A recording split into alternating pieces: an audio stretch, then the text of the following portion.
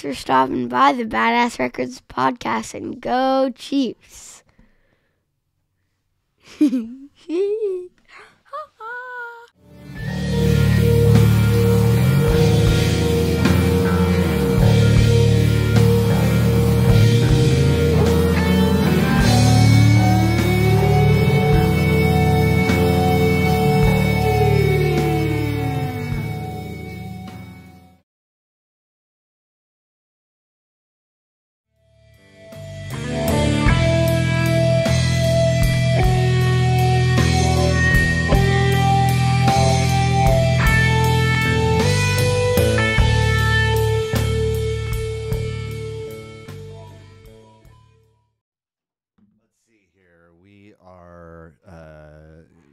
Hanging out doing episode 104 of Badass Records podcast.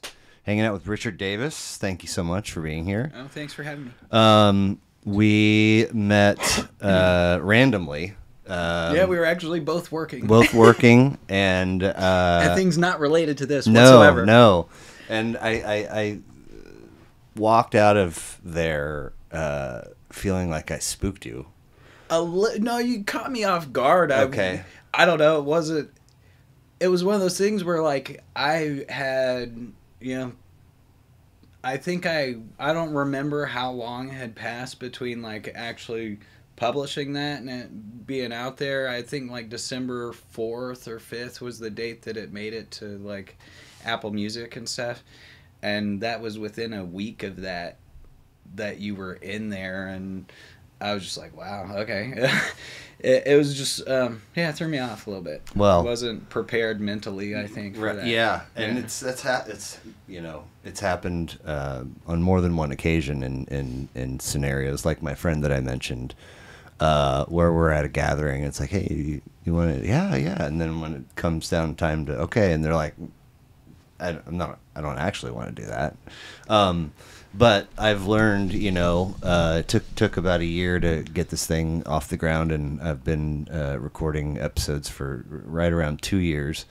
And somewhere along the way, it just became muscle memory that if something comes up, I got to ask. Because, the worst thing is to be 10 minutes down the road in your car, like, fuck, I should have asked Richard, And I'm, obviously, I know where to find you. Like, if but a lot of times you don't. You just come across a person, right? Like, I don't know who that person was, but I bet they would be a fun conversation. Anyway, so what was it that was playing that day that you just mentioned? What tune? I'm not sure what track was playing at the time. It was either Drifting or Satori in Denver. Okay. It was one of those two. Okay. It was one of the, like, I don't know. Yeah, it was one of those two. Well, had to be for you to even bring up Phish. Right. Those are the only two that it could have been. Okay, so Richard Davis, you sent me a SoundCloud link.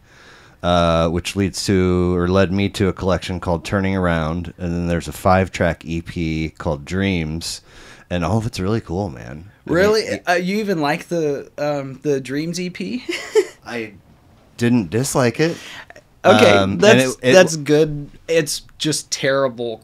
The quality of the recordings is absolutely terrible. Says you. Yeah, I put that observation or that statement in the box of you're your own worst critic at all times. Yes, of course, and a live performer that flubs a note or a transition and is like, oh fuck, and it's like the crowd doesn't necessarily know unless you make a big deal out of it. Right, if you run away from it, then you make everyone feel bad. But if you just embrace that bad note, because there's no such thing as a bad note, it doesn't matter. Right. I love Victor Wooten's little 1-minute TED Talks on music. If you have never YouTube.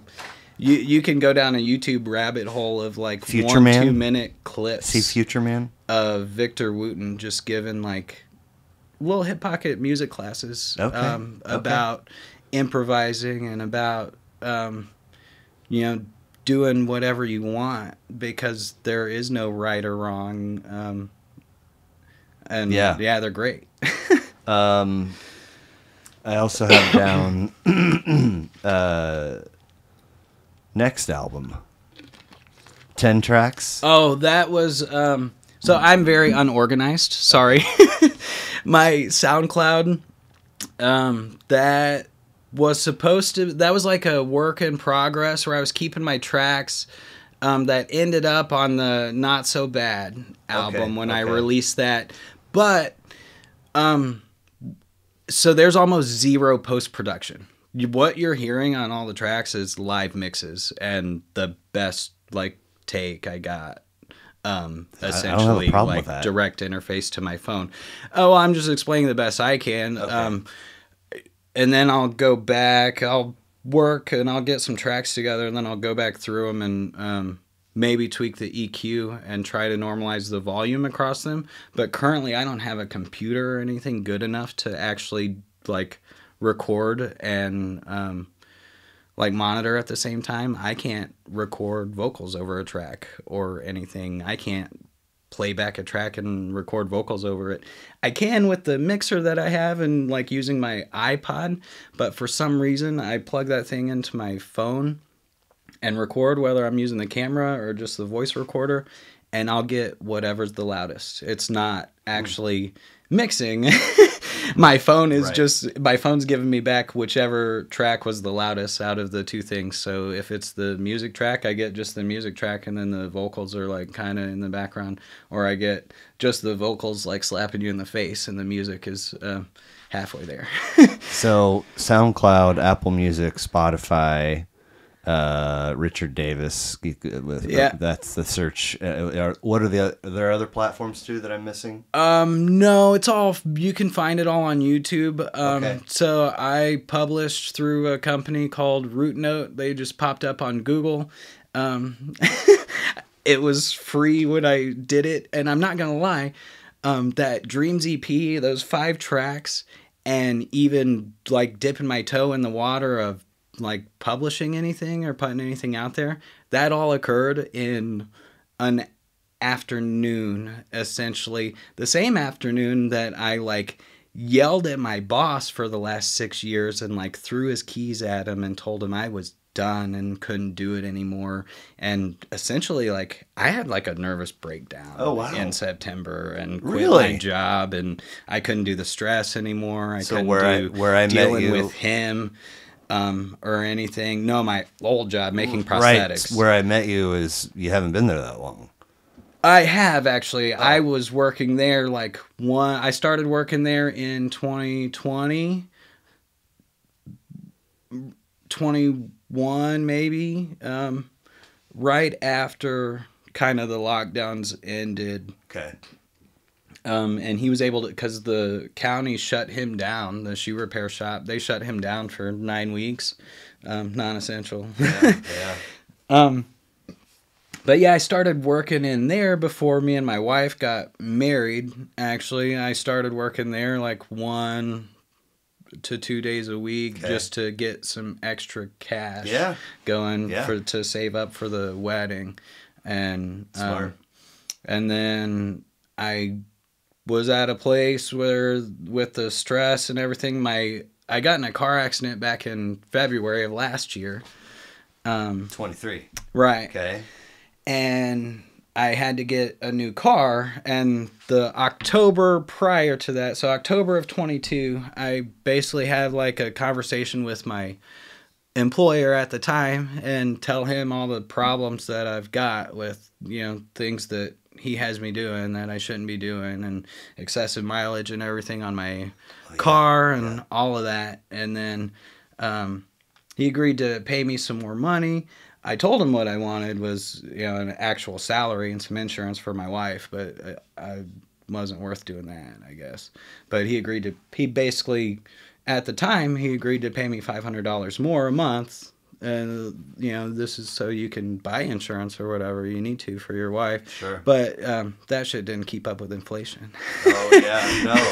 Everything's so expensive. Right? So, it is what it is. Yeah. And then come February, my car gets totaled while I'm working, doing house calls and stuff. I've honestly coming here was kind of weird driving here because I was like, man, I thought I was never going to have to drive around these neighborhoods ever again. Because I used to do house calls all the time. I used to hit research once or twice a week and then see patients at their homes or nursing homes or wherever. I would go to Research Center Point, Lee Summit Medical Center, visit new amputees. Sure. Wow. Yeah. Crazy. My old boss loved being an ambulance chaser, and I couldn't do it. Okay. Yeah. Okay. I couldn't do it. Well, no, I really did. And it's like, again, you're your own worst critic, so you can say whatever you want about the production quality, but I did enjoy it. I wasn't checking out, and I definitely didn't dislike it. So, I mean, it's definitely worth a listen. You mentioned a minute ago karaoke. Oh, yeah. But you also, I think at some point, messaged me saying that you have done open mic stuff. Oh, yeah. Tell me about getting into both of those. Well, I don't know. I got into karaoke when I was in high school still. Okay. I used to have friends that would be like, hey, let's go to karaoke. Like, we didn't care. We'd go sing. Yeah. Like, yeah, it's fun. I mean, it's a specific flavor of courage. Yeah. To get up there and do that on the reg, you know? So that's way easier for me. I can get up there and sing whatever you want. Karaoke. Like, dude, I'll do it. Like, it doesn't matter. And for some reason, a bunch of drunk people in a bar, like, they're the best audience. Yeah, like, it doesn't matter. Yeah. It does not matter. Even if you, like, fuck up or, like, it's whatever. But, yeah, I don't know. I just have fun doing it. Cool. So, where was this? I can't think of the name of the place. It was while I was in the service still. While I was living in California. I was in Oceanside. There was this little dive bar in Carlsbad, or it was somewhere around there. I can't remember exactly where it was. There was this little dive bar, cash only, karaoke 7 nights a week. That was the spot. Wow. Okay. And cheap drinks too. Yeah. Cheap fucking strong drinks. Nice. Yeah. It was cool. And open micing? I did that at the breweries while I lived out there too. I've done it up here from time to time. I came, I can't remember the name of the theater. There's an old theater on 39th Street, right downtown. Okay. There was somebody hosting an open mic night there last year, about a year ago. They did it for like 2 months, and then they kind of fizzled out. Like, I went there, and I met BJ MacArthur. I don't know if you know who that Sounds is. familiar. Two-Headed Bear. Okay. They're like a local group. Sure. I met her. They were hosting the open mic, and then they had a gig at the West Sider, and she was like, "Oh, you should come come to our show at the West Sider. Like, you can come play." And I played a couple songs out there. And to be completely honest with you, I could do those things, but I'm at a place in my life right now with my kids and my schedule and everything. I don't have it in me to go play for 50 people at the West Sider. You know what I mean? I wouldn't mind it, but that's something, I don't know, maybe down the road. Sure. I mean, there's a finite number of hours in the week, and if writing and recording music is more joyful, is a larger source of joy than gigging for 50 people, then that's what you do. Oh yeah, right. But when you would, I mean, you find out who's hosting, and you approach the host, and do you have to give them something to say if they? Oh yeah, you gotta go sign up. Like, there's usually a sign up sheet or whatever. Like, you walk in and sign up. So, funny story, I actually spent a year going to a brewery every like Tuesday and doing open mic there. This was 2014-ish. The brewery was in North San Diego County. I can't remember what city it was. It was oh my gosh. Doesn't matter. Yeah, it doesn't matter. But I went there for a year, every Tuesday, and I did like half comedy and half music. What? Yeah. Really?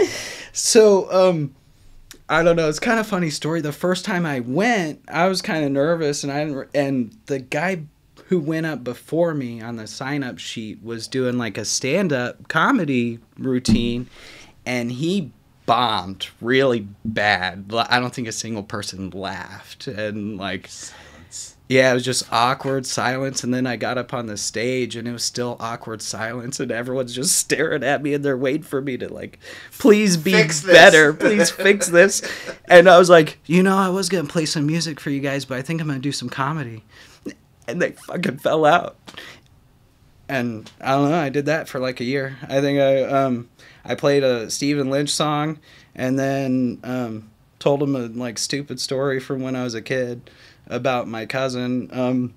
It's actually my dad's story about his cousin, but I just replaced my dad with myself, and about my cousin going back to Granny to have her make more Kool-Aid because we had set something on fire and tossed the Kool-Aid on it.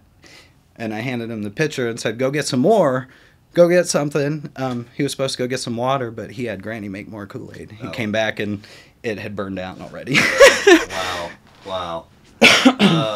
Now, did you write? Were you writing jokes? Were you writing? No, not really. It was mostly improv. Fuck. That's ballsy. Is it? I think. Oh, yeah. I mean, I've put down, let's just say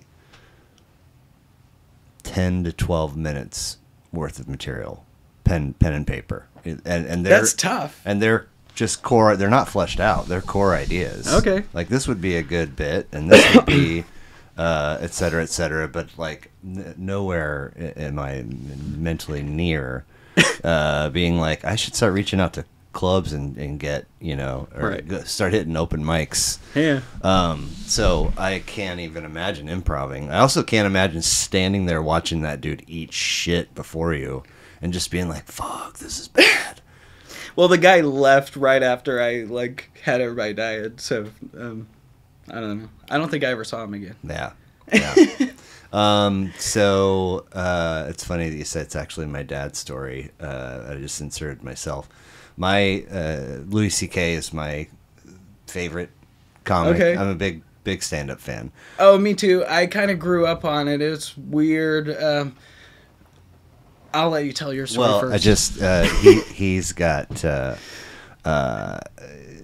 one bit where it's 4, 5, 6 minutes long, and he's like it doesn't afterwards. He's like, it doesn't matter because none of that's true. It didn't actually happen. And another one where he says, so somebody says to me the other day, they say blah blah blah, and he goes, which they didn't. I just want to talk about it. I mean, you could totally manipulate the truth to fit what the thing is that you want to say, and it's like that mistake as a musician, they don't fucking know. Oh yeah. Anyway, what was yours? I was going to tell you about stand-up comedy. Yeah, I grew up on it. Yeah, kind of. So, my dad was in the Air Force. I moved every couple years. I spent most of my childhood actually overseas. I grew up in Turkey and Germany for the most part. I didn't come back to the States till 7th grade. Okay. So, my youngest memories, most of my 8 years old till 13, that's a lot of memories. That was all Turkey and Germany, and that was all learning foreign languages, cultures. Like I went on field trips and stuff that like I still feel a little bit of like, man, I can't believe I went to some of those places on field trips, and here we are with kids in this country that don't even get to go like down to the zoo. And I went to the like Roman Coliseum and stuff like in Trier. Yeah, it's crazy. So, but stand-up comedy. Yeah. When we did live in the States, when I was young, really young, I still have memories from like being younger than 8. They're hit or miss. Their memory's not perfect, right. But we would take a lot of road trips, especially when we lived in Texas, because our family all lived in Kentucky. It was like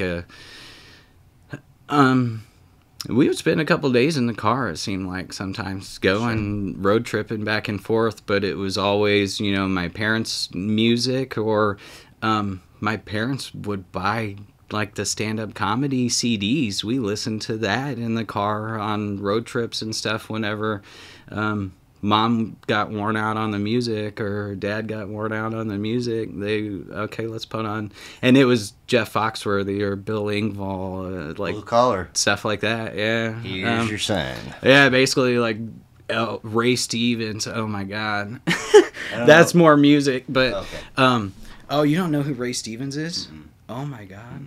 Mm-hmm. Any other comics? Oh, I mean, I grew up all through high school. Once I did move back to the States and stuff, and had started getting like television and cable, and I had Comedy Central for the first time. I was watching like Comedy Central Presents every day. Like, I've seen every person who's been on there probably, or at least all the old ones. Like, during the time frame that I would watch whatever came on there. Yeah. Me too. Worst part about that show is that it was only 30 minutes long. Oh yeah. Because it would end, you're like, no. Yeah. Oh my God, more. Well, I mean, even the 1 hour specials that came on there, like, I would watch all of them. Sure, those were rare-ish though, right? To have an hour. Or am I misremembering? I don't know that they were rare. I feel like we got a 1 hour comedy special on Comedy Central like once a month back in the day. Okay, but the it wasn't like the show Comedy Central Presents is happening like that was a daily like 30-minute show. Yes. That was like right after school. That was somewhere in between after school and I might have been around 7 o'clock. It might have been after the Daily Show or before. I don't know. It doesn't matter. Yeah.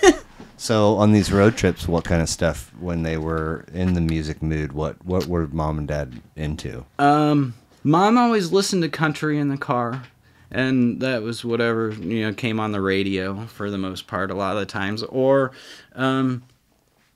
geez, I'm trying to think of some stuff that she had. It was weird. She listened to country in the car, but at home, when no one else is around, when she's like cleaning and stuff like that, it would be like Tony Braxton, Whitney Houston, stuff like that. So it was interesting. Okay. My dad, like classic rock all the way, but I will give my dad some credit, like as far as his music and everything, his collection of like CDs and everything that I got to like go through and listen to as a kid, it was almost all live music. Oh, wow. He would buy whoever it is like live album. Like my first exposure to Pink Floyd is The Delicate Sound of Thunder. Okay. When I was like probably really 1988. Young. Yeah. I mean, that was a year. That was the only Pink Floyd in my dad's collection was a live album. Huh. That's a good one. It's a really good one. It's good if you like David Gilmour and you're not as crazy about Roger Waters. That's me. Oh, that's me too, but I feel like I'm on the opposite end of like that argument a lot of times. If you like, I'll always talk Pink Floyd, but if you are a huge Waters guy, it's probably going to be a shorter conversation. And Roger Waters deserves whatever the appropriate amount of credit is for the Pink Floyd catalog, and he's doing he's putting on a cool live show these days. He's still getting after it. Oh yeah, I heard the show was good. It's super fucking expensive though. Oh yeah, super expensive. I don't go to shows that are like. Yeah. I try not to pay for anything over like $60. I found out en route that it was like a shared Uber with buddies, and one buddy had gotten all the tickets, and now is the time for Venmoing, and I was like, hold on a second, turn around and fucking drop me. No, but. Anyway, I really we'll get into this a little bit later, but I felt like the peak musician, and I'm studio album guy, Yeah. Live music's got its place, but when it comes to I want the way that it came out as the final product, and I think. His playing on Animals is the best bass work he did across the whole library. And frankly, I mean, I love David Gilmour in all forms, but he shreds in some of those licks. Oh yeah, like no other Pink Floyd record too. But anyway, so Dad is in which branch? Air Force. Air Force. So you're moving a bunch. You're overseas. Yeah, every 2 years as a kid we went. I was born in Indiana, went from there to Turkey for 2 years, and then from there to Louisiana for 2 years, and then to Texas for 2 years, and then back to Turkey for 2 years, and then to Germany for 3 years, and then to Missouri. Yeah. Wow. Yeah. Siblings? Yeah, I have an older brother. Okay. So he was part of all of these moves as well? Yeah. Yeah. Oh, yeah, for sure. Yeah. He was 3 years older than me, so Okay. he's, yeah. And any idea how Mom and Dad met? Not sure. Okay. To be honest, through like probably acquaintances or whatever. I think my mom was still in school or whatever. My dad might have been recently graduated, or something. My parents were young. Gotcha. My dad will be 60 this year. Okay. Yeah.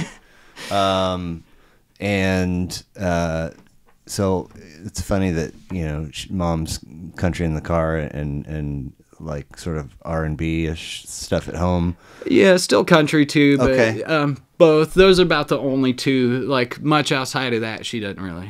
Yeah. Now, I'm interested in this idea of the music that is our parents, and that's just we kind of grew up listening. Oh yeah, to. And absolutely. then one day, you sort of start down your own path. And is there an album that you first acquired or first fell in love with that stands out? First acquired, Or stole from your dad's collection, or borrowed from a buddy, or anything that stands out is like, wow, this is something. So one of the first albums I ever actually physically owned was on my list. Oh, okay. We'll get to it then. Any others? And the first album I ever went and purchased with my own money, I'm a little bit unsure of. It was one of two things because it was around the same time. Weird Al, Bad Hair Day. Okay. Or and I was like 9 or 10. Or the other option, I bought a like double cassette at a yard sale from somebody of Smashing Pumpkins, Melancholy, and the Infinite Sadness. Really? Yeah. Okay. At like 10 years old. Yeah. That's a heady record for a 10-year-old to buy. I thought it looked cool. Of course. Yeah. Of course. It's like the moon and sun stuff on it. Like, yeah, it was cool. Do you get that out currently, today? No. You never listened to that album? I haven't in years, I don't think. Okay. It might be worth putting on. I don't know. I'm not suggesting that it is. I'm not a huge fan of What Bill about Clinton. Siamese Dream? I'm not familiar, really. I really haven't explored that much. Oh, wow. I don't know. So I'm not a deep diver. So my understanding... But I mean, Siamese Dream is the jumping off point for Smashing Pumpkins. Is it? Yes. Is that an album? Yes. It's got two, like... What are the songs? Today. Like, I don't know. Today is the greatest. I'm bad at this game. Bro, that is... I mean, there's that album is all over the place. I remember the album that came out while I was in high school that had, I think Tarantula was the name of the song on it. Okay. Wow. No, I mean, you've definitely got to give Siamese Dream a listen front to back. Okay. Because it's I'll really all over the place and impressive. I don't love every track, but every track is impressive in its own way, for sure. Yeah. And you don't have to be a Billy Corgan fan to do that. Yeah. He's just so like extra all the time. Yeah. It's it's a little much. How about first concert? or any concert from a young age that stands out? As memorable? First concert I ever went to was Kiss. Okay. When I was like 10 or 11, I think I was 11. It was like the Psycho Circus tour when they came back out with all the makeup and everything, and action figures came out. I got the like action. Me and my brother both got the like new action figures for Christmas, and we went with my dad and my uncle. I was gonna to say, the Dad concert. take you to that? Yeah. Good time.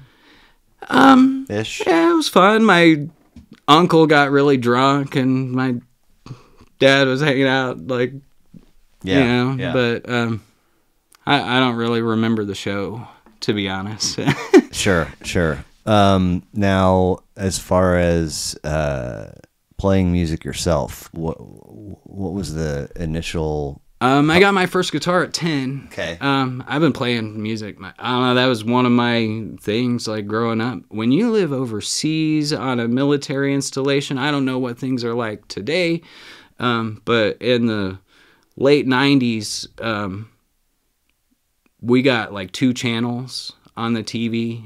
And most of the day, that 2 channels was playing, like, reruns of, like, 60s and 70s TV shows and stuff. I grew up on stuff that my parents grew up on. It was Weird. so weird. I grew up with things like Gilligan's Island and Yeah. I Love Lucy and stuff on the TV, and like old 70s cartoons. I basically grew up with Boomerang and TV Land. Wow. Outside of, you know, we got some primetime shows, but they were like a week late. Sure. Like we got like Friends and The Simpsons, Okay. like things that came on NBC and Yeah. Fox. We got those like a week late. Whenever we lived in Germany, I'm not sure what. In Turkey, I know we only had 2 channels. In Germany, we started getting a couple more. We got the Right. German MTV, and we had Sky One, British network. Okay. German MTV was very interesting as a kid. I bet. So first guitar at 10, and then with what sounds like not a whole lot to do, you're putting in hours learning, messing around, noodling. Yeah, mess around. Mostly, I spent a really long time, you know, kind of at just the perpetual intermediate player stage, I guess is what people Sure. like to call it, where, Okay. you know, I could pull up a tab or something on my song, look up the chords, and, like, strum it out and sing, like, you know, pretty quickly. And then I got to a point, it wasn't until within the last few years, I think, really, there was a point a few years ago where I like hard quit playing video games or doing anything that wasn't productive, essentially. And I don't know, it wasn't very long after that I hit this, like, I don't know, I had this like breakthrough moment playing music where I could just put something on and like Pick it up. Yeah, I'll play it. Like within 30 seconds, I'll be noodling out something that's in key and like sounds good with it. All those tracks on like basically 90% of that is improvised. Wow. It's all just like, I think I worked on that Turning Around list. That EP is going to drop on the 24th. It should be on Apple Music, Spotify, wherever. Cool. On the 24th of this month. Right on. And so far, that's like the best sound I've gotten so far, in my opinion, out of the finalized tracks, where I'm like, okay, this kind of sounds like what I want it to sound like. Yeah. It sounds Yeah. professional now. So you sent me a picture of your studio, but describe your rig, if you will, what you have for folks listening. Oh, yeah. So I have a Pile, I don't even know the model, electric drum set. Okay. It's like a PTDE 100, like basic thing's basically a toy. It's almost impossible to actually play. I can't play it. What you're hearing on the tracks is like either preloaded on there. I've adjusted the tempo or something, or it's half a preloaded thing on there that I've got that going, and I might be doing a couple things different, like hitting a couple things and putting that in my looper. I've got that drum set running into a stereo looper, and the stereo looper I've got a like stereo down mix cable running out of that into a like 4-channel mixer. I've got a microphone. I've got a Taylor 314 is what you're hearing on all of those tracks. Like it's all acoustic guitar. A lot of it doesn't sound like it. No. I was like, what? Yeah. I don't know. I like the idea of kind of breaking the conventions of what people think you can do with an acoustic guitar. As far as in a studio, you can do whatever you want with it. It doesn't matter. Right. It doesn't really matter until you start getting into like performing and when you're really putting out sound and fighting feedback. You can't stop it from feeding back and squealing like if you're playing stuff like that with a lot of power and amplification and things like that, unless you cover the sound hole or do like Billy Strings and put a pickup on there and have a switch. Now, so the drum deal, your acoustic that doesn't sound like an acoustic, and then there's any... I have a bass. I have a Yamaha bass, and that is... It's okay. I bought it for like $200 at a guitar shop when I was like, you know what, I need to add some bass to these tracks. And that's literally everything. That drum set I got for my stepson a few years ago for Christmas, and he played with it a little bit, but he didn't really take to it or really show that much interest. Sure. So when I started recording stuff, I basically I made sure he was okay with it. He was like, yeah, and he's got a keyboard too, and I moved that upstairs, but I don't. There's no keys happening on any of your tracks. No, there's no keys. I could figure it out, but I just don't. Honestly, if I'm like, this is probably the laziest music production ever. I was just about to say, you shouldn't downplay. But I'm not trying to downplay. Okay. Well, I'm giving you what I can in live mixes. I'm not trying to downplay it. I'm trying to be minimalistic as far as like post-production. I want to keep things organic. I want it to sound the way that it sounds to me when I'm kind of in that zone where everything just shuts off and I'm just playing and improvising. I want it to sound the same way it does to me, and if I over process it to death and like get wrapped up in post-production, then it's not going to be authentic, I guess, and that's what I'm going for. Cool. I want it to be organic. I think I'm a huge fan. It's the same way of organic. Yeah. Like anytime you try to force something, it's just like I don't like this in my core. And so keep doing what you're doing, and somewhere along the way, Joe's Garage will land in your ears because he's preferred that to happen organically as well, right? Oh yeah. But yeah, I think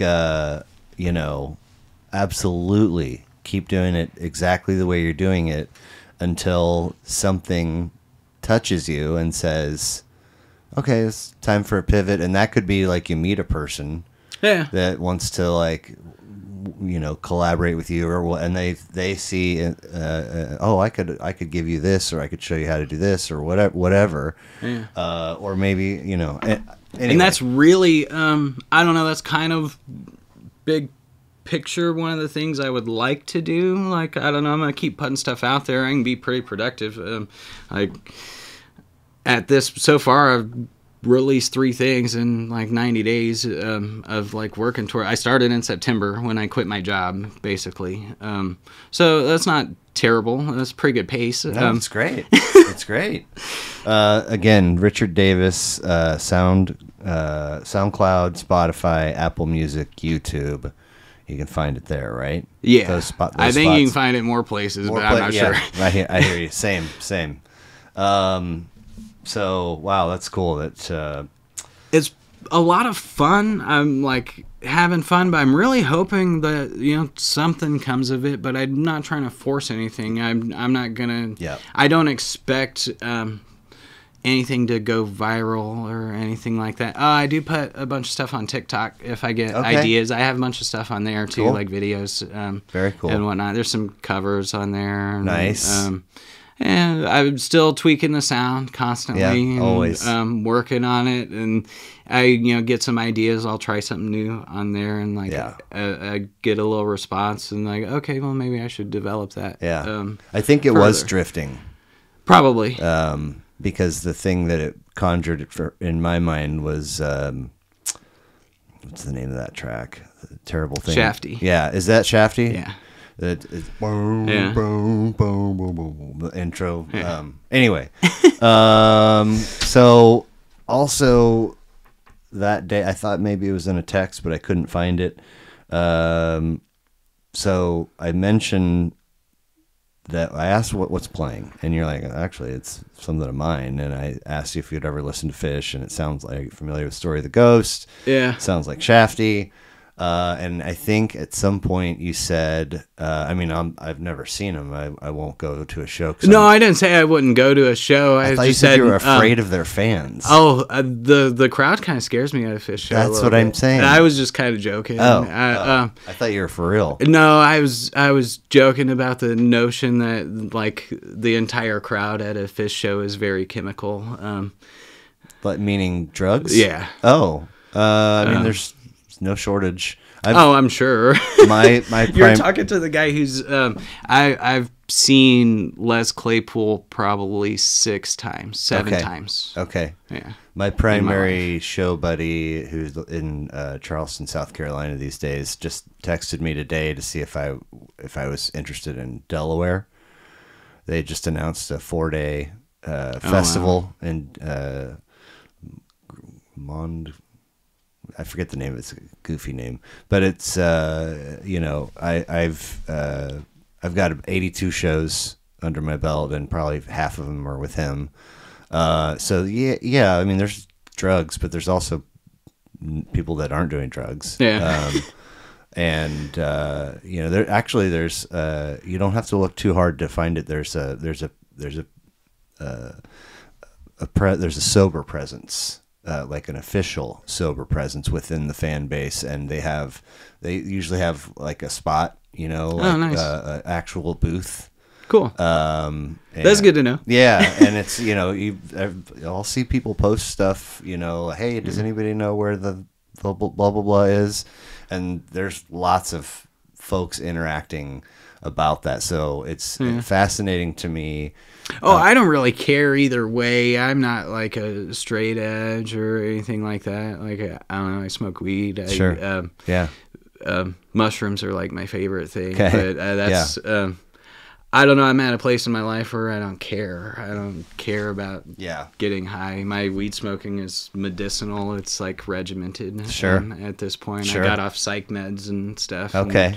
And, did the medical card thing when they came out with that, and I don't know, it's weird. It's one of those things where I'm probably the worst like pot smoker in the world because I don't actually support like recreational. I don't think it should be commercialized. I shouldn't be able to go buy it in like serious drug form at the store, you know what I mean? But like I think medical's appropriate. I think it should be decriminalized. I think you should be allowed to grow it and have it for yourself. But like that vape pen that you're buying, you're just supporting the big tobacco company that's capitalizing on you and turning this into a drug. That's fair. Is far more addictive. Yeah.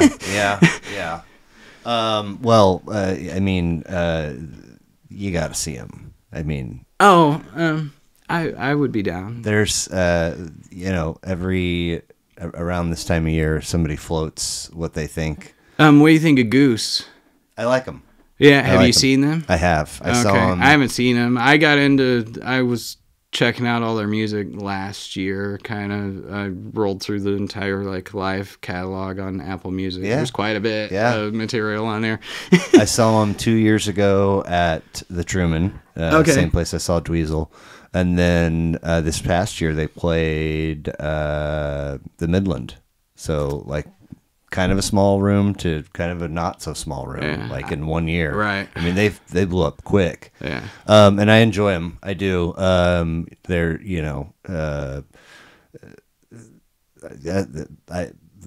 most of what you can find streaming is like it's again organic. If I seek it out, Right. I'm like, but if I roll on shuffle in the car and at home, and when a Goose track lands organically, I'm always like, fuck, this is good, man. You know what I mean? Yeah, but I don't know. There's some tracks that I wish I could just somehow find a way to like split it into two. Okay, fair. Like, I could do without the first half of Old Man's Boat. Okay. I want just the second half. Nice. Well, they're, so around this time every year, people start floating what they think are going to be summer tour dates. Oh, yeah. And that list has been going around the last couple days, and it looks like there's pretty much every line is firm except for two. And those two say it's either going to be at such and such venue in Arkansas or at Starlight. But it's 2 nights, and I highly doubt that they would play 2 nights here. They almost never come here. You're talking Goose? Phish. Oh, Goose comes here all the time. Yeah, or once a year at least. But Phish is like 10 years, between stops in KC and 5 years and 6 years. And so if they wind up here next summer, I'd be surprised. But if they do, you should definitely...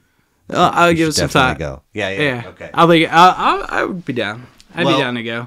That's the thing. I didn't go to shows for the longest time. Like I didn't really. The only concerts I ever went to while I was in the service, I was working security. Okay. But it was fun getting to work security at Coachella. Sure. Yeah. I bet. It's fun being out there in the desert and working security, watching people get wasted and fall out, and getting to enjoy the show. Like. I actually the only Phish festival I've been to is at Empire Polo Grounds, where Coachella is held. Yeah. Okay. It was called Festival 8, and it was in 2009, I think, and it was real fun. And they did it was a Halloween weekend, so. Typically, if they're playing a Halloween show, they'll do 3 sets that night, and the middle set is somebody else's album in its entirety. And that year was, and you don't know until like right before, and that year it was Exile on Main Street, and they had not familiar with that Rolling Stones. Oh, okay. And they had Sharon Jones, R.I.P. in peace, Sharon Jones, and another gal doing backup and a full horn section. It was, and anyway, it was a big production, and they made a movie out of the whole show. Anyway, and then so it was a Friday night 2 sets, Saturday night 3 sets, and then Sunday they did an acoustic set at like noon, and they gave out free coffee and donuts to everybody. Oh, that's awesome. It's just very intimate. And anyway. No, this sounds cool. The only thing on my radar right now is Sessanta. I don't know if you're familiar. Spell it for me, please. I think it's 60 in Italian. It's Sessa. That's the name of the like tour of the show. Maynard James Keenan from Tool and A Perfect Circle. Familiar? Absolutely. It's his like 60th birthday this year, and so Pussifer, A Perfect Circle, and Primus are touring, and all 3 bands are going to be on the same stage at the same time the whole night. It's Maynard's birthday. Same stage at the same time. All 3 bands playing at the same time. Huh. Wow. I mean, but he's in 2 of them. 2 of them. Yeah. How's he going to do that? Okay. I don't know. It's going to be a party. Yeah, for sure. Without question. That's on my radar right now. Nice. That's in April at Bonner Springs. Okay. At the Sandstone. Yeah. Cool. Well, thanks again for being here, and thank you for an amazing list. Oh yeah, absolutely. Big fan. I usually I don't even remember what all I gave you now. Right. I like to roll through them chronologically in order of release. Okay. This one's a little. Yeah. I might be out of order in one it's spot, okay. but we'll. But anyway, we start in 1981 with King Crimson's Discipline. Oh yeah, how many times have you talked about this one? Great. King Crimson has basically come up once or twice. And it's because I mentioned I've heard you mention King Crimson and Robert Fripp. Yes, yes. Which is interesting to me. Robert Fripp's, I don't know, I haven't like dove too much into him. I checked out all their like 70s stuff. I think it's an absolute disgrace that you go to King Crimson and Apple Music and Essential Album, and the only thing you get is Greg Lake, and I'm like, no, you guys are way wrong. In the Court of the Crimson King, like the 1969. I listened to this on Apple Music. Oh, yeah, I know. I'm just saying that's what Apple Music tells you is their essential albums. They're like must listen to. I see. You know how you scroll down and it says essentials? Like you should listen to these albums. Okay. Okay. And it has that. Huh. I think it's terrible. It's a sin. It needs to be like Discipline, Beat, and Three of a Perfect Pair right there as like essential albums. Well, this one is 8 of 13, 7 tracks, 38 minutes, and a first. Not only to be mentioned by a guest, but especially for somebody to have it on their list. Oh, that's great. And so, I mean, you're, in my unprofessional assessment, young to be a King Crimson fan. Maybe. But I don't know. I found King Crimson organically. Okay. Well, kind of. It's one of those things. Actually, didn't get into King Crimson until right around 2020, I think. So this is like a new thing. This is in the last few years. But you've consumed the whole studio library? Much. Yeah. Impressive. I wouldn't say all. I kind of fizzled out after Thrack. Okay, that's fair. Yeah. But still, I'm more an Adrian Belew albums. Fan. I like Adrian Belew. Okay. And I found this one because the track from this album that's on the other one I gave you, on the Frog Brigade, Live Frogs album. Yes. We'll get to that one. Yeah. But I was like, Thela and Genji, what is he saying? And I went to the lyrics on Apple Music and I scrolled down, and whenever I saw it, it had all of this stuff that wasn't in the song, and I went, wait, what is all this words here? It was everything that Adrian's like saying over the track in the actual recording, all of that spoken word where he's talking about his incident and everything. I could read all that on the like cover of it that didn't have any of that, and it said by King Crimson, and I went and I asked my boss if he knew anything about King Crimson, and he goes, oh, and he brought up Greg Lake. Okay. And that was King Crimson in his head, and same thing with my father-in-law, who that was King Crimson in his head. So I'm like, okay, well, I'm gonna look into this a little further. And that album, I found the album with it on there. I listened to the original track first, of course, and I went, okay, that was interesting. Mm-hmm. And then the album, I think I put it on for a mow. To be honest, I think I was cutting the grass or something the first time I listened to it. I was cutting the grass in the backyard, and I remember like getting done listening to it and going, what did I just listen to? But I remember some stuff like being cool and hearing the I could hear the loops, and I could hear the like dueling time signatures and all of that stuff, like just from being a musician and jamming with myself for however many years using looper pedals and stuff. I could hear the stuff that was going on, and I'm like, okay, this is really cool. I need to listen to this some more. And then I don't know when it happened. There was a certain point in time when I put that on and I heard Elephant talk, and I went, wait a minute. And I put on Jerry Was a Race Car Driver, and it's the same fucking thing. No and way. I went, oh my God, Les Claypool's doing Elephant Talk right there. And that's when it clicked for me that nothing is, original. Nothing is completely from nowhere. Everything is derived from something. And it happened even worse whenever I went and saw Billy Strings, and it was the back and forth between, oh brother, where art thou? And like trying to melt my face. And I was just like, dude, this is too much. But did you see Billy in Independence? Yeah. I went the first night. And I didn't go the second night. Right. Different show the second night from what I heard. Okay. But what was your experience? It was cool. It was what I expected. It was too much, though. It was too intense. It was too ADHD, I guess. It felt like it was on a half-hour timer of, like, try to melt your face and then suddenly, like, stop and then go, okay, we're going to do an old-timey number for you guys. And it was Oh Brother Art Thou, and it was like there was no in between. Did you go by yourself? I went with my boss from the shoe shop and his brother and one of his friends. Nice. Okay. He's been going to Billy Strings for a while. Sure. My boss there he's actually into the bluegrass stuff more than me. I gave it a chance because I wanted to give it a chance. Yeah. I'm not into the bluegrass thing a whole lot. I hear you. It's not for everybody. Yeah, it's not. Track 3 on this one, Mate Kudasai. Yeah, that one took me a minute to come back around to. Oh, I thought that was the standout for me. Was it? Gorgeous. Oh yeah, it is. Yes. It is. Frame by frame for me was just the guitar playing in that whenever it first started, and that kind of loop and the droning, but it wasn't droning at the same time, and I was like, okay.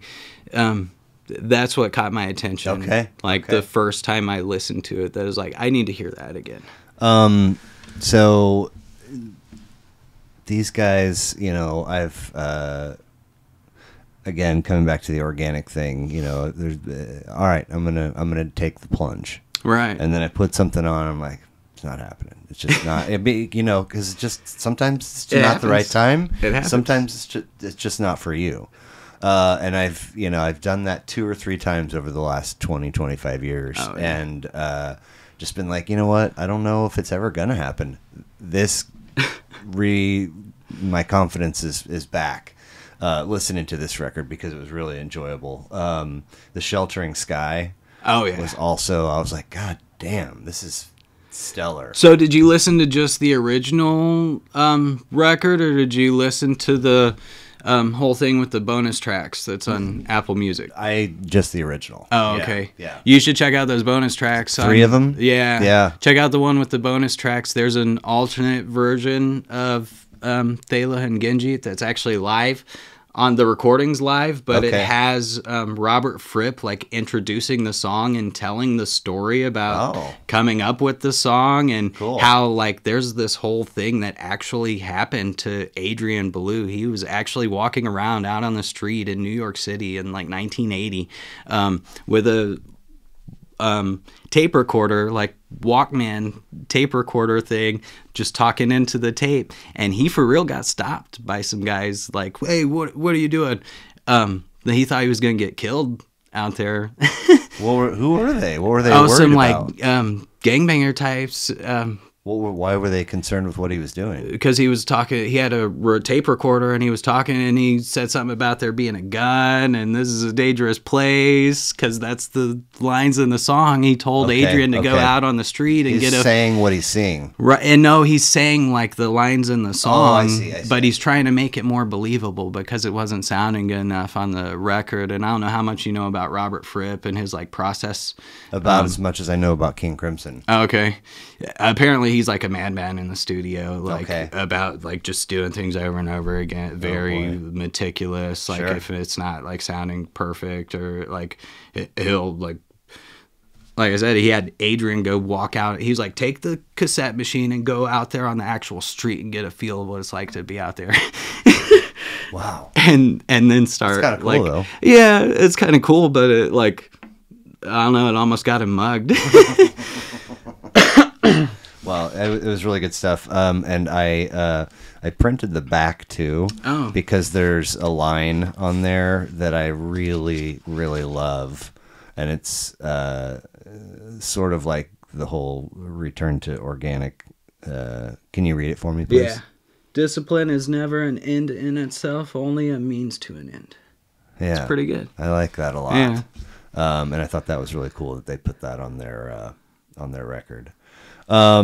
So from 81, we have a big leap forward to 1998, Story of the Ghost. So this is one of the first CDs I ever owned, I think. Really? Yeah. Wow. I was 10 years old when it came out.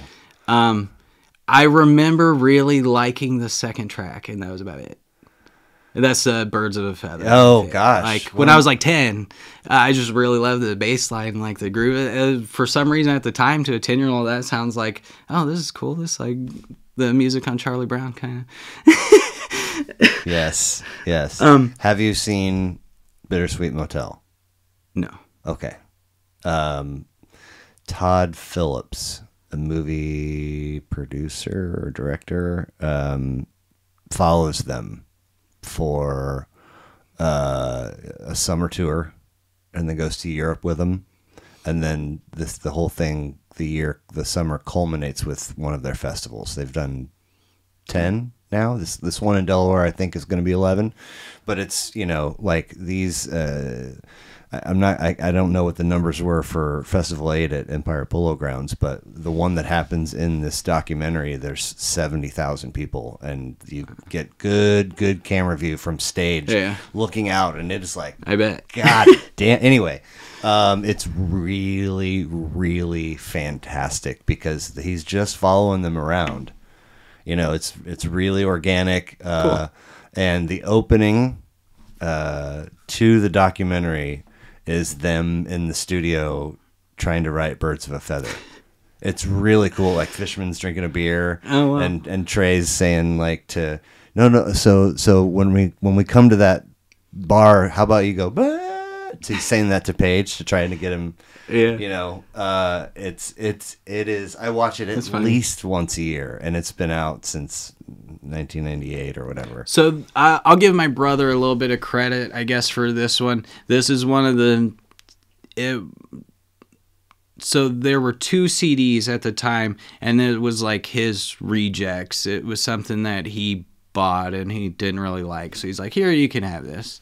And that happened a lot to me as a kid, like especially while we were a teenager. My brother was very like, I don't know, he was very into like punk rock and metal and stuff, kind of music snobby. And if he didn't really like something, he would be like, "Here you go, you can have this." And at 10 years old, I got given The Story of the Ghost, and I got like 2-disc Velvet Underground.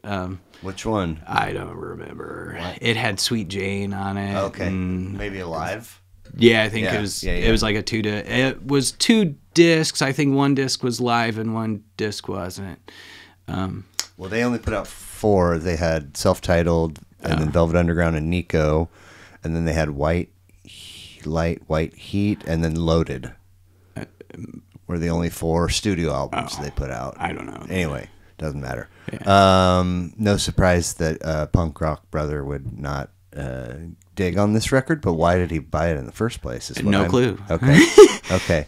No clue. I think it was like friends and stuff that he had at the time that were telling him, "Oh, you should listen to this." And he would go get it and then not like it. And so then give it to you. He would give it to me Nice. if he didn't really like it. But all of my CDs actually got lost that summer. So it was one of those things where I had this little book. I had an old CD book that held maybe like 36 discs or something. Case like, Logic? Yeah, something like that. I'm 10 years old at the time. That was the summer we were living in Germany, and that summer my parents put me and my brother on a plane by ourselves for the first time.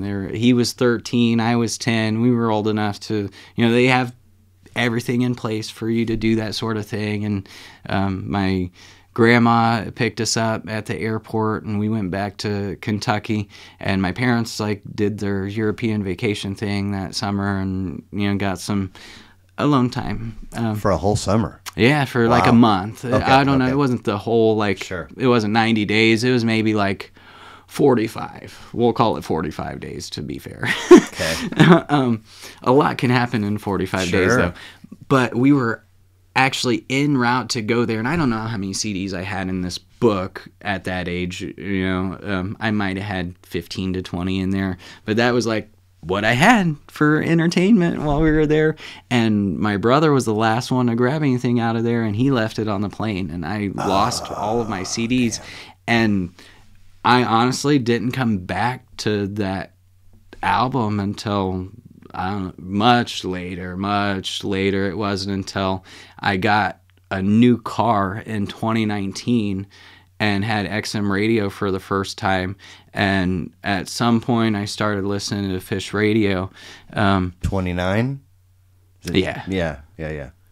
Yeah, it's 29, Yeah. I think. At some point, I started listening to Phish radio on there, and then some stuff started coming back, and I heard something on. I was like, wait, what was that out? And I was like, oh, I had this when I was a kid, and I got excited. I put it on. I was like, okay.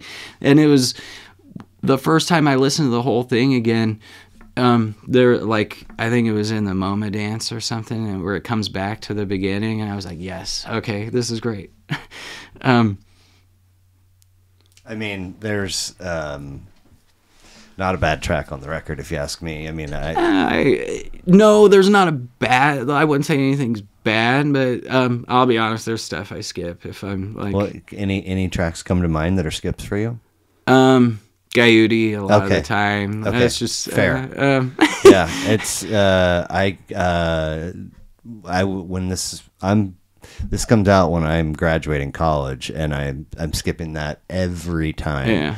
And eventually I came around and developed an appreciation for it, but all the in the middle, I'm like, that's not for me. And Ficus, is that the name of the track? Yeah.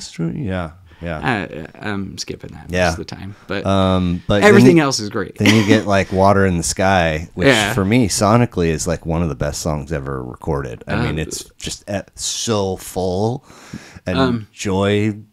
It's good. I mean, yeah. So, other studio records by them that you're familiar with? Farmhouse. Okay. Which is the follow-up, right? Yeah. Okay. Those, and that's, I think there's one with a horse on it. Hoist. I've listened to that. I think I've listened to that once, maybe. I don't know. I'm bad at. Okay. And I just like couldn't get into it, but I really, I dig listening to Phish radio if I'm in the car. Sure. You know what? I am. Except I don't have XM anymore. But yeah, God, You mentioned, I was like, God damn it, I need to cancel it. I moved away from Phish radio, though. I spent the last year, most of the last year that I had XM radio, going back and forth between Watercolors and 309. And 309 is Jam On. They play Goose, they play Phish, they play Billy Strings. What's Watercolors? Smooth jazz. Okay. Contemporary jazz.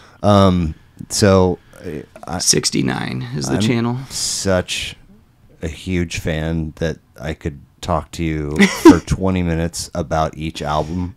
Of Phish? Almost each album. All but one, really. And why it's amazing and why you should listen to it. Yeah. I won't. What I will do is I'll suggest one. Because multiple reasons why I think it's in your wheelhouse. And it's called the Sicket Disc. Okay. Siket. It's a much lesser known. The cover is black and white, and it's like there's a BMW 2002. It's an interesting photo, but what it is all outtakes from this session. Oh, nice. And it is a whole lot of noodling and stuff like Shafty. Yeah. Stuff like that. I mean, it's for somebody that's got an ear for the peculiar, the sonically arousing, if you will. I'm not saying that you will like it. I think you'll find it interesting. Cool. So anyway, it's probably worth checking out. From 1998 to 2006. What came out in 2006? Amputechture. Oh, did you skip one? Mars Volta. No, well, that's why I think. Well, that came out in 04. What? That Frog Brigade. Well, so that's what I said. There might be a point where we're out of okay. order. That's okay. I love the Mars Volta. I could talk about every one of their albums for 20 minutes. I'm that guy with the Mars Volta. I'm Jonah Hill from that movie who's like, yes, I love the Mars Volta. They're so intense. I've only heard the name. Oh, really? Never put them on. Wow, okay. I put this on. I was like, what? Holy shit, this is cool. Yeah. Did you look into the production of this album at all? So John Frusciante is actually playing guitar on this whole album. Chili Peppers. Yes. Okay. He's playing all the lead guitar on this entire album, so that Omar, the guy that writes all the songs, he wanted to be able to sit back and like objectively critique what they were doing. And that's cool. Like he called, and they toured a lot with the Chili Peppers, and they had like a good relationship with John, and he called John Frusciante. He was like, hey, I want you to come put these tracks down. I want you playing lead guitar on all these tracks so I can sit back and just watch. And that's cool. Going to make the whole thing better. Lots, and so this is 3 of 8 for them, 8 tracks, 76 minutes. Lots and lots happening in this record. Oh, yeah. Lots to enjoy, lots to unpack, lots to keep track of. Oh, yeah. Mexican-American prog rock from El Paso. Yeah. And a big chunk of years between records 6 and 7. But then their 8th comes a year after their 7th, which was last year. Right. So they're still doing their thing. Yeah, right? They actually did a show in October, and I feel like I missed out because I wasn't sure what to really expect. And they had a guest with them, somebody who calls herself Terry Genderbender, and it's from she was from a Mexican punk rock in your face metal band with chicks, and there was weird femdami stuff going on, and her kicking the other girl around on the stage. Wow. And it was called the Butcherettes is the name of the act. And where was this show? I never saw it. No, I know, but where? You said you missed out like you should have. Oh, it was here in Kansas City in October. They were here. I was halfway expecting them to play. I was like, my boss said that they were coming. I wasn't sure about the opening act or whatever. I wasn't sure what to expect out of the show because what venue were they at here? Who knows? Yeah. Okay. It might have been Cable Dahmer or something. Okay. Yeah. I don't know. Sure. To be honest, but yeah, I feel like I kind of missed out after looking at some reviews of that. But it's okay. Yeah. So what's your introduction story to these guys? This is another one I gotta give my brother credit for a little bit. I think 2004. Ish was the year that their first album came out. Okay. And they actually were from another kind of punk rock alternative band, and I can't think of the name of that group to save my life right now when I'm on the spot. Yeah, that's fine. And then the Mars Volta came out in 2004 with their first album, Deloused and the Comatorium is the name of it. Okay. And that's the one, anyone who's a huge fan, that's the one that people tell ever. That's the one the music snob in me was you need to listen to this one. You need to listen to this one. But at the same time, I gave you my favorite album of theirs, basically. This is hands down my favorite album of theirs. This is when they went full bore and just embraced all of the funk and everything else going on, and it was kind of just balls to the wall. Okay, we're not gonna be shy about any of this. Their albums before this, some of it's a tough listen, but if you ever get time, you should deep dive into their stuff. Yeah, some of it's hard to get through. This was the first time. This was the first time they made an album that each track stands on its own. Okay. Every album before this one was very conceptual. The entire album had an overall narrative. Yeah, that's not happening on this one. And it was very after one listen. And it was kind of all over the place. Their first album is really, really good. I would give it a listen. Okay. It's worth listening to. Their second one is a little bit tougher. It's got some really good tracks on it, but it's tough to get through the whole thing. There's some trailing off. There's some silence. There's some, if you can get through 8 minutes of this track and listen to this 3 minutes right here, it's amazing. It'll blow your mind. It pays off, but it's a tough listen.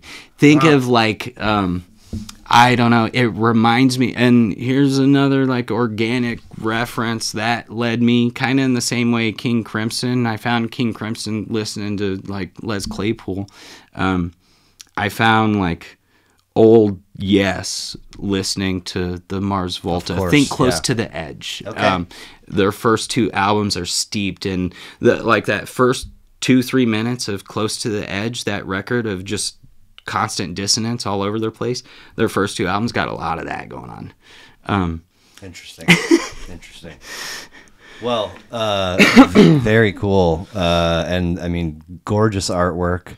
It was just a treat. I mean, I've never, I mean, I've heard stuff with, you know, a little bit of, but nothing like this, Right. You know, and it's when you, I mean, there's plenty of stuff you can listen to and say, I've never heard anything like this before and I'll never listen to it ever again.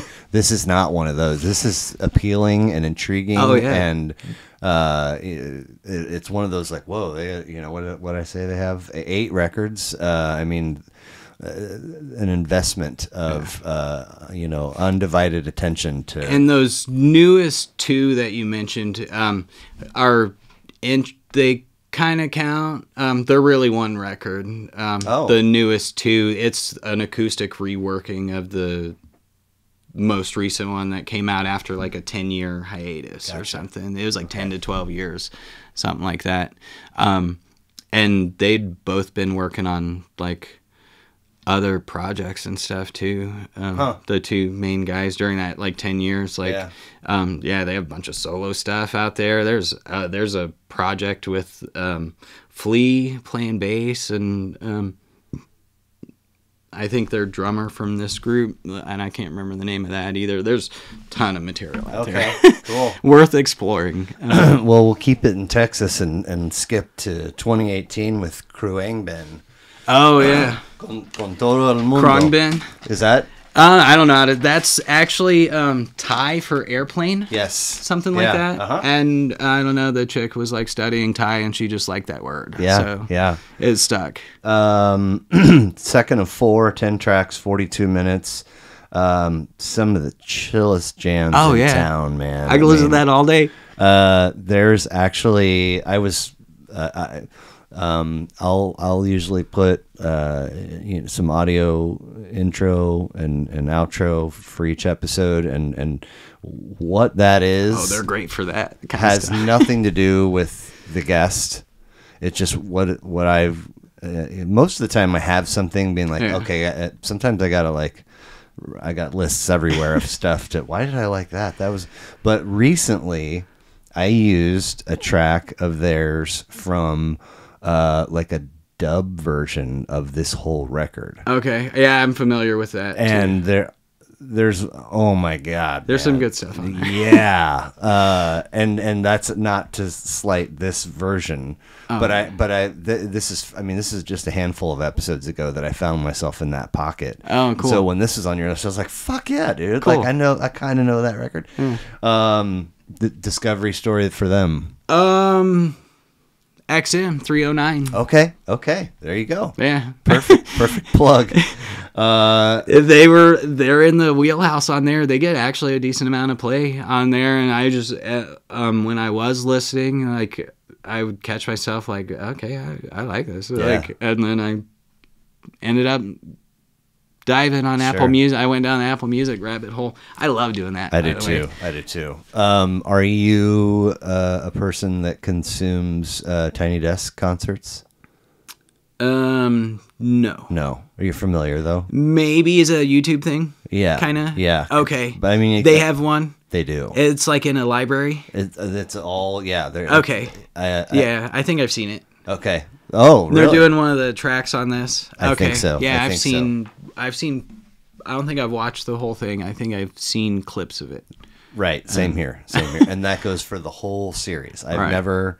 There's so many, and I mean everybody raves about all of them. And it's like, fuck, I gotta at some point sit down and consume this whole library of. Anyway, they're super cool. I like. struggle to think of a moment in the day where it wouldn't be appropriate to put them on. They just kind of work all the time, and they don't have a ton of music. And I'm still just getting, my feet wet with their library, but it's like every track I'm like, yeah, that's groovy.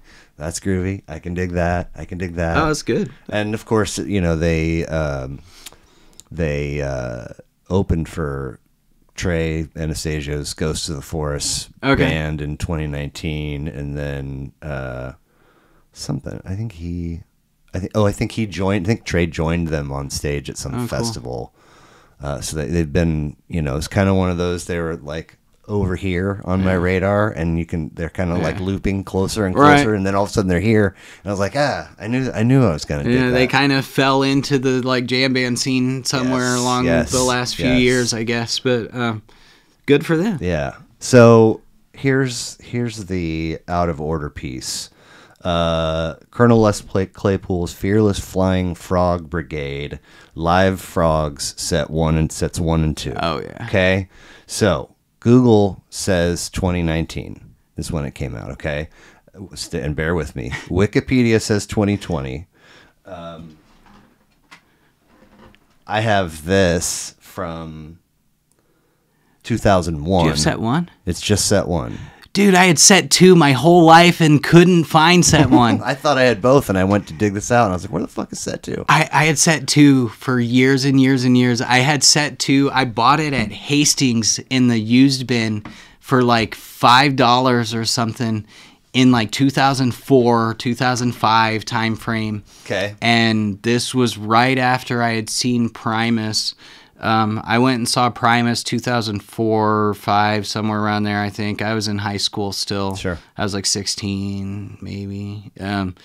They were doing the like Seas of Cheese tour where they did that whole album front to back. That was here, Memorial Hall. Nice. That's where I saw 'em. Great venue. Yeah, it was cool. Venue. It was a good Especially show. for a cool outfit like Primus. Super memorable. Like 20-minute drum solo, dude, for American Life. But then you got the same thing when... I don't know. There was 20 minutes of drums at the Frog Brigade show at Grinders last year. Okay, and currently not on this, not listed or not different drummer, but the current drummer is a KC dude, Mike Dillon. No, I don't know. Maybe he is. It is. Oh, cool. Yeah, his wife was here 6 episodes ago. Oh, nice. And had one of his albums on her list. And I was like, how the fuck do I know? And I was like, oh, shit, he fucking plays with the Frog Brigade? Yeah. I mean, he's in other bands, too. Okay. Nevertheless, this would come to you because you're into Primus. You're into... Right, I was into stuff. Primus. I found set 2, and I was familiar with Animals at that point. Like, my uncle... I think I had Dark Side, and that was something that I listened to time to time, and my uncle was like, you should listen to Animals, and he gave me a copy of that. To your uncle. And I liked it, and then I listened to that version of it, and like I was like, this is better than the Pink Floyd record. That's what I said. And that was it, dude. I listened to that thing. A buddy was like, hey, check this out. Like I wasn't really. Oh, it's better. I hadn't fully embraced Primus yet, so I was like, why is Les Claypool doing a side project where he's doing a whole Floyd album? And then I put it on, and I was like, oh shit, this is really good. Yeah. I could spend 20 minutes on anything like Les Claypool's ever done. To be honest, I like all things that don't sound like anything else ever, like anywhere. So kinda. This might be the perfect point for you to explain to me your retracted affinity for sausage and oysterhead. Oh, because they're there's not. It's not retracted. I wouldn't say it's. You said something like I'm not the hugest not that good, but keep coming back of Oysterhead. I feel like there's some good stuff on there. Have you listened to Oysterhead? Yeah. Okay. There's some love good that record. stuff on there. I feel like Billy came back from Vietnam I feel like there's a struggle between who's driving, whether or not it's Les or Trey, and like It's never Stewart. huh? It's never Stewart. Oh, sometimes. I mean, isn't that it's a supergroup? Like that's inevitable in some sense, right? Yeah, but even like just the overall like tone and feel of the songs, they either come through as like one or the other, and it wasn't necessarily a new thing. And it's like, okay, this is a Trey song. Oh, okay, this is a Les song. I don't know. I like them both in their own element, but like at the same time, it's like, okay. What about that riff, the primary riff in the title track, when all this has been done and said, and Trey's doing that. Yeah, I don't know. Loop. That's one of those tracks that's like annoying to me. Oh, okay. And I will say this. I don't know. It's for being as big a fan as I am of Les Claypool, and the fact that I've seen him like 7 times live or something.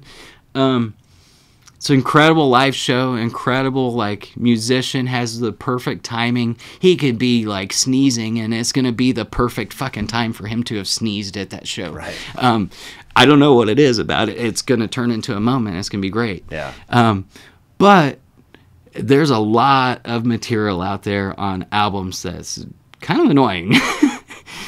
On if Primus I'm honest. Records? No, not on Primus Records. Okay. Actually, the Desaturating 7 is a tough listen. Okay. If you've never listened. I haven't. I know Sailing Seas of Cheese and is there a Primus Suck that's on the... that's their live album. Suck on This, and that's actually the first album they ever came out with, and that's a live recording of them opening up. The for Brown somebody. album. And there's some stuff on there that's good, but it's all a tough listen. And I guess where I was coming from with like, I don't know, I gave you Sausage, but this and Sausage are like the same thing Because... Oh, all the songs on this are on Sausage. Okay, gotcha. All the songs on this are on Sausage, and I kind of thought the rules going into this was like, you want studio albums. And you kind of do, and this is a live recording, but it's basically the Sausage album plus keyboards and saxophony, which is great. Plus an entire Pink Floyd record. Oh, yeah. Bonus. Oh, yeah. You know? Even better. I want studio albums, but it doesn't always work out that way. And I get live, I get greatest hits, I've gotten a playlist. I'm like, what are we doing here? And Sausage is a great record. Like, it holds up. There's stuff, I will throw it on and listen to it. Like, if I'm in the right mood, but if I'm not in the right mood and one of those tracks comes on, I'm skipping it every time. I'm like, no, not right now. And there's some stuff on there that's kind of hard to get listened to, but it just goes to show you that it doesn't matter. And that's part of what brought me here in the first place, was that having this moment of realization that, like, none of it matters. I can put whatever I want out there. I can do anything. I can ad-lib some songs. I can do gibberish. It's too bad I'm not like a weird Creole guy. I could do a bunch of gibberish and be like Dr. John and get away with it. Just don't do the set that dude bombed with before you went on stage. Right.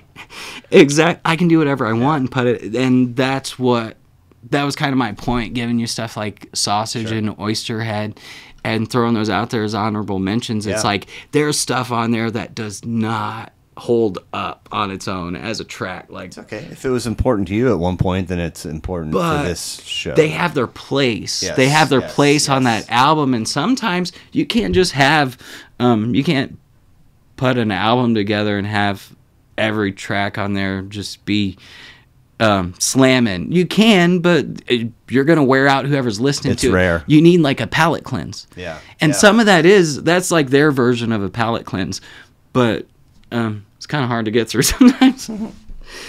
Well,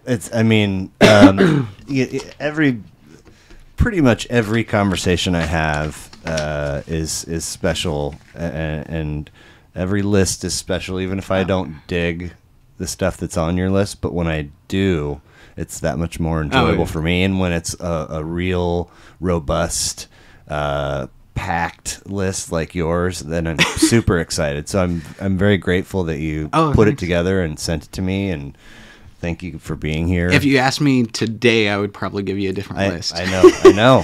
But right? I could probably give you a different list once a month. There you go. That's good, man. It means you're into different stuff, and yeah, stuff's and it's changing. not always new. It's right. It's all over the place. I go hear down a lot of Apple Music rabbit holes, and recently that's kind of what inspired me to put out that other EP and go ahead and get that out there. Like, that's going to be out on the 24th, and it was me taking my own advice. Essentially, because I was listening to some stuff that I found on Apple Music, and I found like 3 or 4 albums that I'm like, man, these are good, and they're one-offs of like singer-songwriters or independent artists that didn't really seem to do much after that. And I caught myself going back to one, and then I was like, man, this right here, there's one track on there, and the track that follows, I'm like, more of that. Do that. And then I went home and I was like, okay, I'm going to take my own advice. I'm not going to put together some album. I'm going to do that, the thing I want to do, and just make it short and sweet. And here you go. It's cool. 20 minutes. Very cool. I like to wrap with 5 funny finishers. Just a group of goofy questions, and then we'll get you out of here. How long? We've been rolling, huh? 90 plus. Yeah. Oh, wow. I mean, okay. It'll be close to 2 hours probably. Wow. Okay. But it's easy to talk for a while. Yeah, I mean, especially if it's about subject matter that you're passionate about, you know. I can't believe you had that. I know. I'm impressed. I was actually, when I went to, I was like, too bad I didn't bring the other half. Right, they could be, yeah. I don't think I have the other half, to be honest, anymore. But when this popped back up on Apple Music in 2020, I think it was 2019 or 2020 when the whole thing, it slowly kind of rolled out. I remember finding them separately on Apple Music and then finding the whole thing like a year later. Yep. And whenever that happened, it felt like something was complete again in my life that was missing. And I listened to this so much. I like to think that me listening to this so much for like 2 years prior to that show happening, like, made that show and that tour somehow happen, because I know the artists are looking at what people are listening to. Right. They can see what's getting played and what's not. And hopefully me listening to that like every day in Kansas City for I don't know how long definitely made them come here. So if you have a bucket list for life, and let's say you have maybe it's 10 things that you want to accomplish, and a lot of them are some come and go, some priority changes, but your top 3 are kind of always your top 3. If you were given all of the necessary resources to go out there and do your top 3, which is happening first? Which is number 1 for you? That's tough to say. It really is hard because I'm not a like bucket list person. Sure. Okay. And I don't know. I guess it's because I have traveled and stuff. I grew up living all over the place. Yeah. I've been all over the place. Sure. I've been to Afghanistan. I've been to Vietnam. I've been to musically Thailand. or professionally or artistically. Oh yeah. I don't know. I'm just gonna keep doing what I'm doing. I would like to get some stuff, in front of like content curators and producers and things like that. But digital music is very much pay to play, just like anything else. I gotta pay money to have people like check out my stuff or get it in front of playlist curators and things like that. And I don't have money. I quit my job actually and filed for an increase in my VA compensation, and I'm still waiting to go to another appointment for that. And I withdrew my 401k, and that's gone. And my wife started working, and man, so it's been kind of a crazy year. So I guess get out of debt Okay. How about that? Perfect. That'd be a good one. Perfect. But I might get some of that earplug money soon. Okay. Yeah, I don't know if you know anything about the whole. No idea. There's a 3M big 3M lawsuit, and a lot of veterans are getting. 3M had to pay out like $6 billion for people being issued defective earplugs. Holy shit. In the military for X year through X year, and I got issued defective earplugs, and I have intermittent tinnitus, and I'm supposed to get a check from that settlement at some point. Wow. But we'll see. Wow. Yeah. Do you have an opinion? Do you want, as somebody who has served, do you want, it's kind of become a thing for folks to say thank you? I don't care. You don't care? Yeah. I don't know. I don't want to be offensive in either Oh direction. no, You know what I mean? I get it. I get it totally. I think there's way too. I don't know what happened. There was like a shift in this country towards like people not knowing how to approach like service members or veterans or anything like that, and like I don't know. I think it's stupid. To be honest, a lot of it's because people have a hard time adjusting to society and things like that, and it can be very tough. Do you know the Louis C.K. bit about the servicemen getting on the plane? He's sitting in first class, and he's like, I always have this thought, I should give that young man my seat. He's serving, he's giving his life, and what am I doing? I'm just jerking off in hotel rooms and telling jokes. He's like, I never do it. But I am so like, that was so nice of me to come up with this idea and then never do it. Okay. One of my favorite jokes though is how many Vietnam veterans does it take to screw in a light bulb? Oh God, I don't know how many. You don't know, you weren't there, man. That's good. Lunch with anyone dead or alive of your choosing, who and why?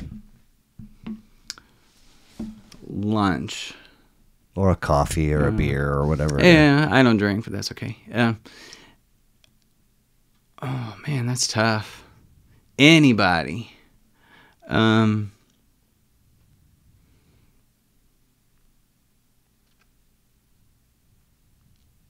Having lunch with Les Claypool. I was going to say, if it's not Les, I'm going to be surprised. It was a toss-up between him or Adrian Ballou. Adrian Ballou would be a good person to have lunch with. Very cool. He can't bring his cassette recorder, though. You're given the ability to visit your past self at any age you're choosing. What age are you choosing, and what are you saying? Oh, man.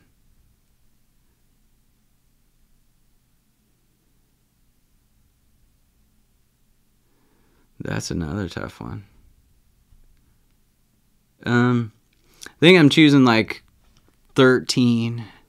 Right when you're coming back stateside? Yeah, okay. And telling myself not to worry about like any of that computer or video game stuff. Like you keep doing the stuff that you like doing. That's fun. Like go skateboard and play your guitar.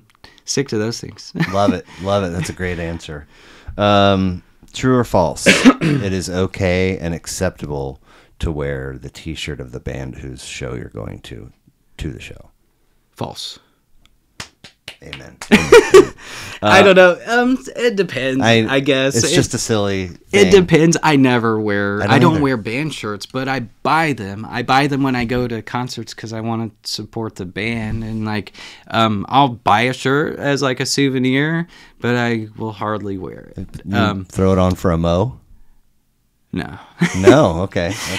Sometimes I'll wear a shirt to a different show, and then yes, that's the best way to do it. Here's my thing, man. Like unless you're just here with somebody who invited you or made you come with them, right? We're all fans of the band that's on stage because we're here. Yeah. Show me. This is a billboard opportunity. Show me what else you're into. Right. That was one of the things that convinced me to go check out Billy Strings was a guy wearing a Billy Strings shirt at the Frog Brigade show last year. Nice. Yeah. Very nice. I love it. Yeah.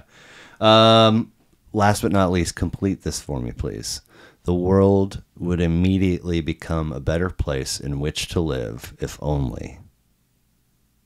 You don't want me to answer that. I kind of do. We're going to get on some lists and stuff. Come for me. I mean, I don't even...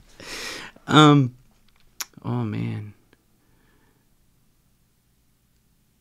There's like not a magic answer for that though. Fair. Like there really isn't. There's I've had so somebody many say problems. there's too much. There's too much. There's so to put it on there's one thing. yeah, you can't put it on one thing. You can like destroy all governments and let the people figure it out. But like that's scary too. Yeah, for sure. The people aren't the smartest. Okay, so Richard Davis is your search for SoundCloud, Spotify, Apple Music, YouTube. What I know of, Turning Around, and then Dreams, and next album. Not So Bad was the title of that. Not So Bad. Yeah, Not So and Bad. that's on Apple Music and Spotify and everything. And then you have more stuff coming out. Yeah, on the 24th the of Turning January. Around Turning EP Around. is coming out on the 24th. Check it out. Do you have a social media presence? I post a lot of stuff on TikTok, just Okay. like Related quick to your video, material? yeah. Okay. You know, improvisational stuff. I'll like improvise a track and post it on TikTok, and then How long? get mad because the sound gets removed for copyright violations when it's like me playing everything on there, but for some reason they hear a full track and it has drums and bass and everything, and it's just a video of me playing my guitar over it. They think I'm using a backing track or something, and it immediately gets flagged for copyright. I've had folk. I know what you're. It's terrible. But you don't Instagram, Facebook, Twitter. I have a Facebook. The only people I'm friends with on Facebook are like family. Sure, but you're not promoting your thing. stuff anywhere besides TikTok. I do. I tried to, and I get crickets. Dude, that's the weird thing. Is like I send out like I sent out a bunch of like texts to like friends and stuff that are like people I knew that I thought might be interested, and then like no response, nothing. Like, Same with this show. Same with Facebook. Like, you know, if I talk to anybody in person, and they're gonna be, oh yeah, that's great, but you know, they don't care. I'm dependent on, you know, random people to find it that are like, okay, I like this. That's where I am with this. It's like I thought of all the people I know, some will be guests, some will be listeners, some will be supportive. Nobody cares. It's really just random, you know, and maybe for the better. I don't know yet, you know. Maybe. It's a tough pivot to make. Right. When you decide something that how everybody's going to react based on nothing. You gotta, I don't know, it took me a while to understand in my head that, like, I listen to way more music than most people. I don't know. How do people have so little music in their lives? I don't know. It's wild. It really depends on how much you're like dry. Because here's the thing, and here's like the major selling point for like what I'm doing in my music and stuff. I like instrumental music. I like having music that's good for the background and stuff. I'm hoping to get, you know, maybe film, TV, somebody like it was like, okay, can we use this? Like, right. Oh yeah, right on. You know, that's kind of stuff I would hope for. And you know, most people that listen to music aren't actively listening. They're doing something else. They're driving down the road, or they're working, or they're mowing. Like, they're doing something else. I will say in the background. I will say, mowing is a great zen. Oh yeah, because you're not undivided attention, but your brain's getting a lot of what's happening, and while you're looking at the line of your last row, and driving down the road's pretty good too for listening. you know, for a while I was seeing a gal in Colombia, and so sometimes she and her kid would come here, and sometimes I would take my kids there, but mostly we would meet. I'm sorry, she's in St. Louis. Most of the time we would meet in Colombia for a Saturday night and like go out to eat and get a hotel room and so forth. And that 2 hours each way was like the perfect amount of, you know, Like listen to something new and then listen to a favorite, Right. or throw in a podcast episode or whatever, and it's like just anyway. I appreciate what you're doing. Keep doing it. Thanks. I intend to get more equipment and things. An electric guitar is on my list. Cool. I don't own one. I don't even own a computer that I can like record stuff on Sure. and actually like step up my production and stuff. But all of that stuff's kind of on the first. list. Do that before the electric guitar. I think. Yeah. I think if you feel like you're missing something in the recording element of what you're doing, then get the computer first. Oh yeah. Because the guitar sounds great. You know. The computer's the first thing on the list. Okay. Perfect. Richard Davis, thank you very much. Thanks. I appreciate it. See you. That was fun.